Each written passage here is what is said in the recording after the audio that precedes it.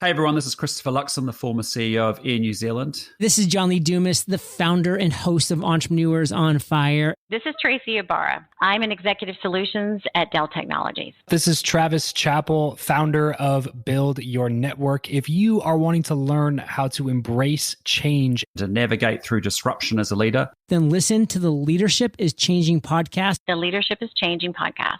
the Leadership is Changing podcast with my good friend, my very good friend, Denis Giannoutsos. Welcome to Leadership is Changing. Each week, we and our guests provide information and insights through exploring leading change. This is taking your leadership to another level by finding the balance between executive excellence and personal well-being through stories that inspire real change. It's time to adapt in our fast-moving world when leadership is changing with your host, Denis Giannoutsos. Hey, welcome to the show, Leadership is Changing. What we as leaders know to be true is that change is constant.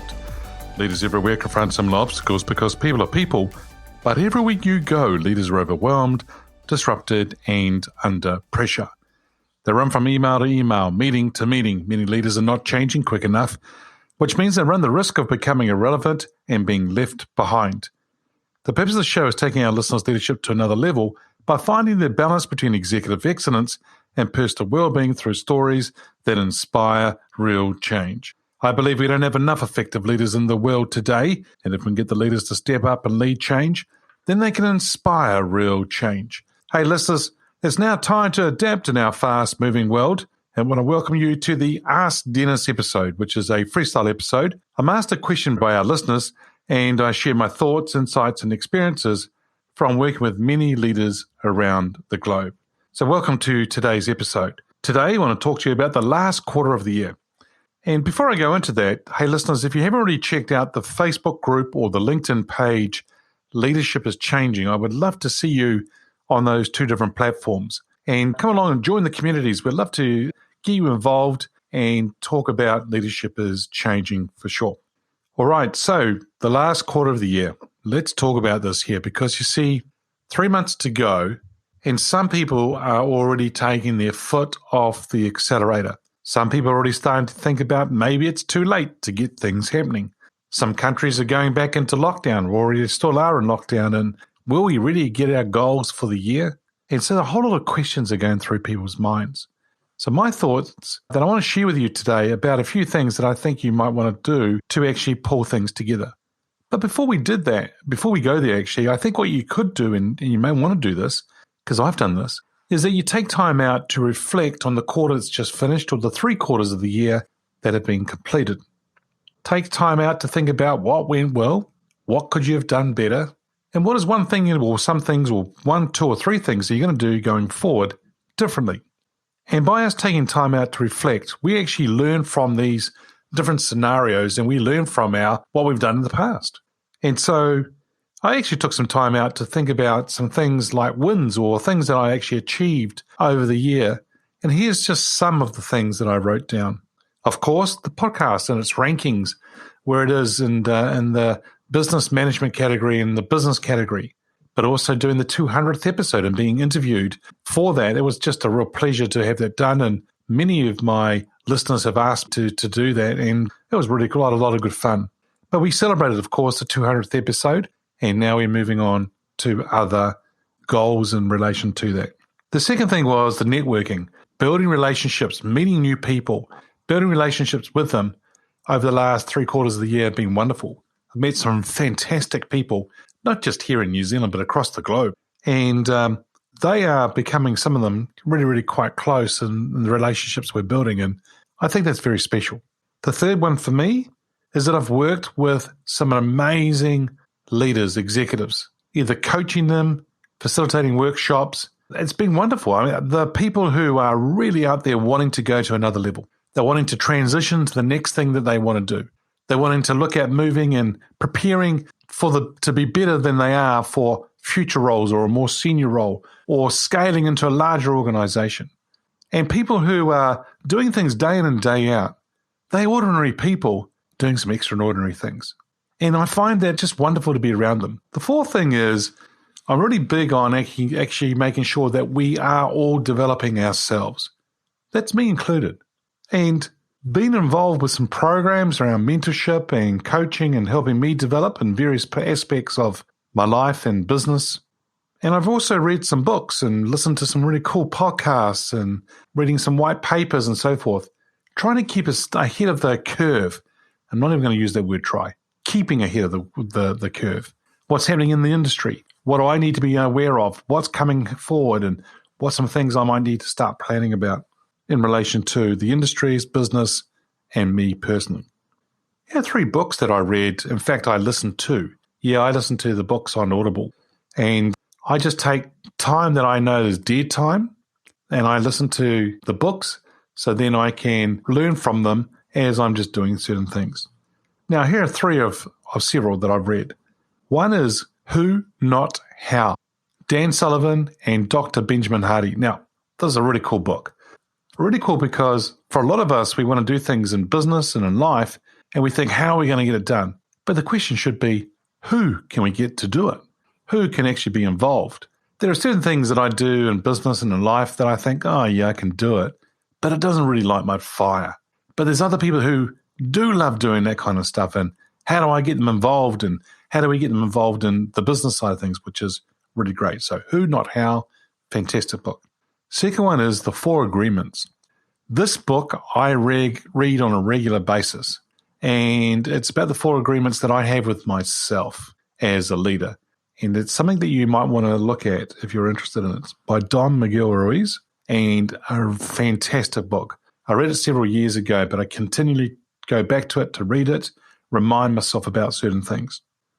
The last one that I've selected here is about How I Built This. And it's by Guy Raz, and it's a book about how businesses started and how leaders took those businesses to other levels and what they did. And in fact, it's an actual podcast as well, and it's called How I Built This. Wonderful book.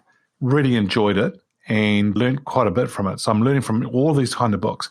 Now, for you, you might be reading books, listening to books, getting executive book summaries and getting the 8 pages, the 300 pages summarized into 8 pages, and they give you the nuggets. It's not what you read, it's not what you listen to, it's what you do with it that really counts.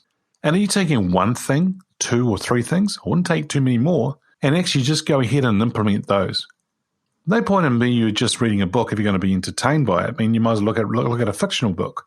But a lot of these non-fiction books are there to teach you about certain things. And if you took one thing and you implemented it, who knows what might happen for you? I took one thing, I implemented it, and it's called Leadership is Changing Podcast. Who knows where things are going to go for you in this last quarter of the year and in the year ahead and so forth. Just imagine. Because you see, right now, team, it's really important for you to set the year up, the remainder part of the year up, to finish strong. 3 things for you to do to get things over the line. 1 is clarity. Number 2 is discipline, focus, consistency. So 3 words in there. And number 3, energy. That's a little bit different. So let's talk about each one of them. Clarity. Getting clarity on what you're wanting to do in this remainder of the quarter, or the remainder of the year, right? So this last quarter. Get clarity on the goal progress and what needs to happen and how you need to actually finish the goals off. And are there any roadblocks? Are there any issues? Is there anything you need to put in place? Start planning, start putting things in place to get that delivery happening for sure. The execution. Clarity on what's expected of you. So for some of you in your leadership roles, what's expected of you in this last quarter of the year? Get some clarity around that too. So you're very, very clear on what you want to do, where you are with the goals right now, and what you need to do to get them over the line, and also what's expected of you as a leader in this last quarter. Number 2 is discipline, focus, and consistency. And these 3 things are power. These three things are very, very powerful. They're very powerful individually, but they are a superpower together. Discipline. This will get you doing things differently.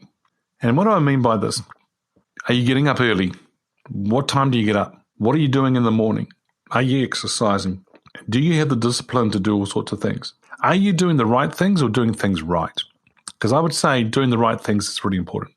Doing them right, like doing things right, yep, that's important.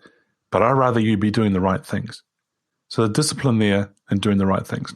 Number 2 is focused. Not being distracted by the next shiny thing. Being focused on what you need to do and what you need to get. You've got one goal, and that is to focus on getting these goals across the line. That's what you got to do. And so being focused is really important. Third thing is, in this whole area, is consistency. What you commit to doing, making sure that you are consistently doing it.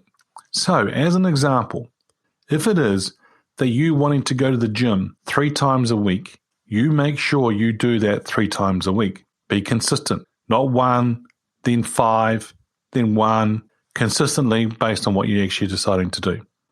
If you're consistent, that's really going to help. People will understand where you are at. People will understand what to expect from you because you are being consistent.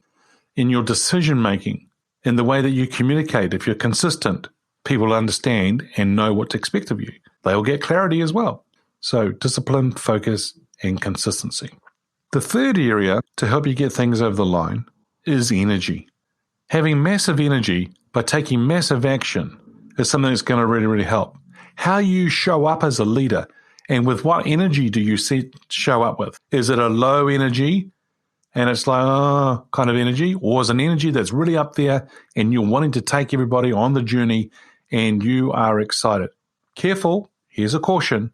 Energy that is real, authentic, not energy that's false, because people can see through this.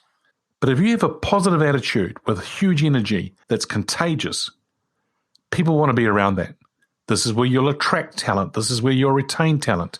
Many businesses right now are finding it hard to bring people on board or find people to hire, let alone try and retain the people that they've got. The last portion I would say in this is run to the problem. Tackle it. Tackle it head on. Do what you need to do. If there's a goal that you want to get done and there's certain things that need to get done, run to it. Tackle it. Don't shy away from it. If you shy away from it and walk away from it, then it isn't going to happen. If it means you need to delegate people and get them focused there, get them disciplined, get them to be consistent in certain areas, then make sure you bring that energy into that and take them on the journey with you. Get them to buy into it. Energy is a big thing.